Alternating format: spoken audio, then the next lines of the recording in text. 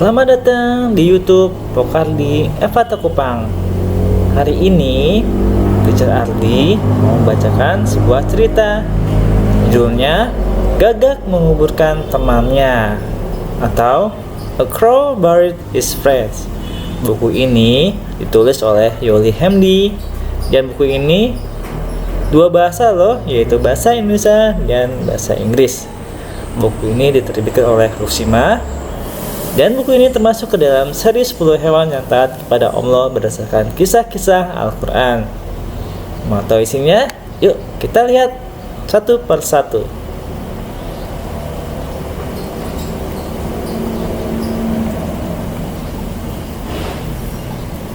Nah, sebelumnya kita baca kata pengantarnya dulu yuk. Burung gagak termasuk hewan paling cerdas. Gagak memiliki otak yang lebih besar daripada burung yang lain.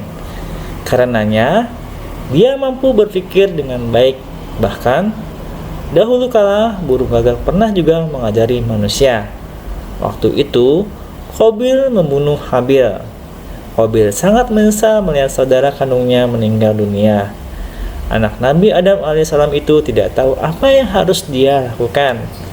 Tapi, tak lama kemudian, dia melihat burung gagak yang sedang berkelahi. Sampai akhirnya salah satu burung gagak tadi mati. Setelah salah satu burung gagak mati, ternyata burung gagak yang masih hidup menggali tanah. Dia pun menguburkan gagak yang sudah mati tadi. Melihat peristiwa itu, Qabil pun menerimanya. Dia menguburkan jenazah Habil. Nah, dari saat itulah manusia yang meninggal dikuburkan. Burung gagak pernah menjadi guru bagi manusia. Kisah ini sangat seru loh. Adik-adik bisa membaca dengan lengkap di buku ini. Dan selamat membaca.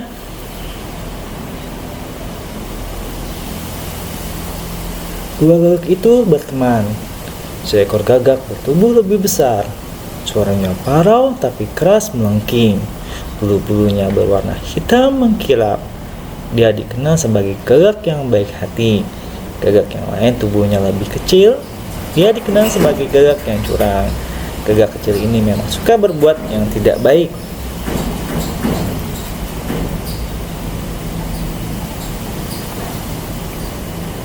"Hei, itu milikku!" seru gagak yang curang. Gagak yang baik hati pun mengalah. Dia terbang ke ranting lain. Gagak curang memakan serangga-serangga di sana. "Aduh, aku cuma dapat sedikit," keluhnya. Serangga-serangga sudah kabur karena gagak curang tidak gesit bergerak.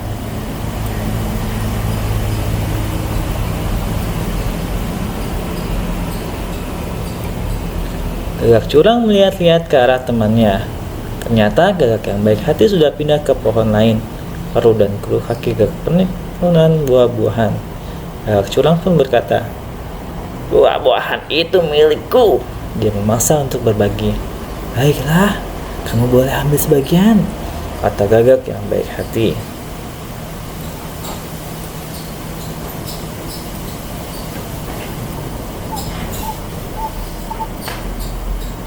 Di lain hari, kedua gagak itu terbang menuju Bukit Batu.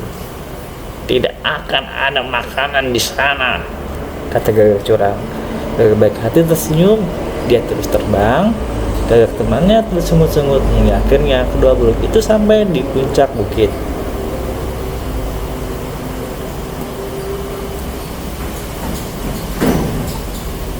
Di puncak bukit itu ada dua orang pemuda yang bersaudara, yaitu Habil dan Qabil.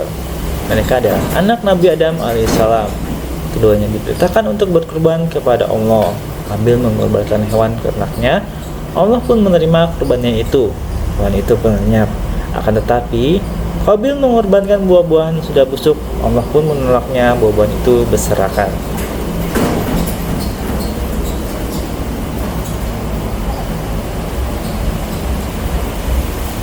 Qabil marah. "Ayah tidak adil. Ayah mendoakan kurban Habil, makanya kurban Habil diterima oleh Allah." Nabi Adam alaihissalam pun menenangkan putranya. Tetapi setan telah menghasut Qabil. Dia jadi membenci ayah dan saudara kandungnya.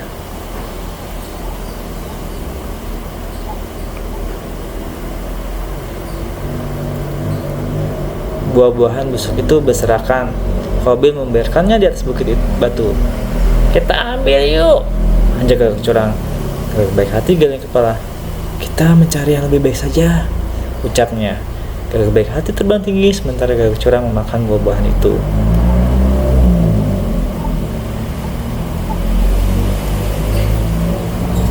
Gagak baik hati terlihat di dekat pohon tumbang. Dia asik makan. Gagak curang terbang mendarat di dekatnya.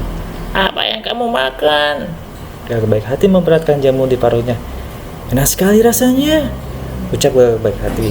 Jamur adalah makanan kesukaan burung gagak.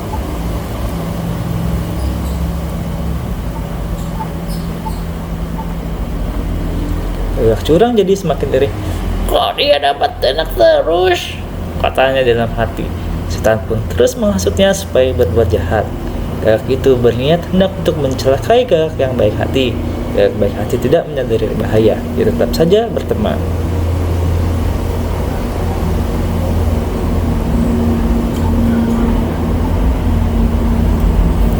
Setan menghasut Kobil supaya berbuat jahat. Kobil pun mengambil sepotong kayu besar. Dia memukulkan kayu itu ke kepala Habil. Habil pun langsung meninggal dunia. Kobil menyesal. Dia bingung melihat jenazah saudaranya itu. Apa yang harus kulakukan? Katanya risau.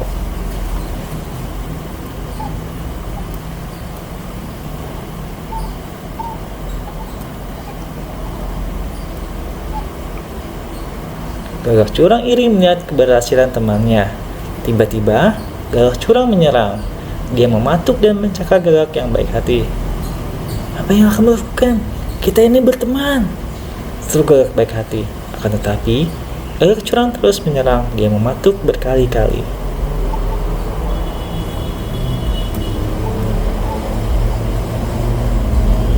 Gagak baik hati pun membela diri, maka terjadilah perkelahian.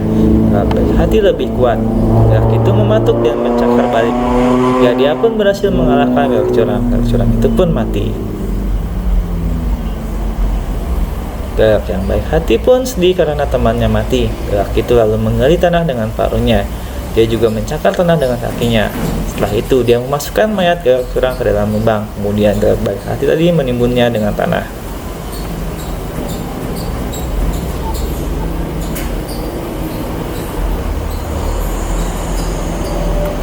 Habil adalah manusia pertama yang meninggal pada masa itu. Karena itulah, Kobil tidak tahu apa yang harus dia lakukan. Kobil terperanjat melihat kejadian burung gagak tadi. Ternyata yang mati harus dikuburkan, ucapnya. Kobil pun menggali tanah. Dia menggali dengan susah payah karena hanya menggunakan kedua tangannya. Lalu dia pun mengangkat kayu atau batu untuk menggali. Kemudian mayat Habil dimakamkan.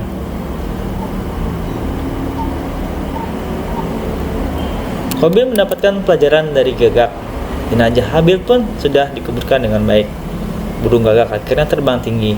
Dia telah mengajarkan sesuatu yang penting kepada manusia bahwa setiap makhluk yang mati harus dikuburkan.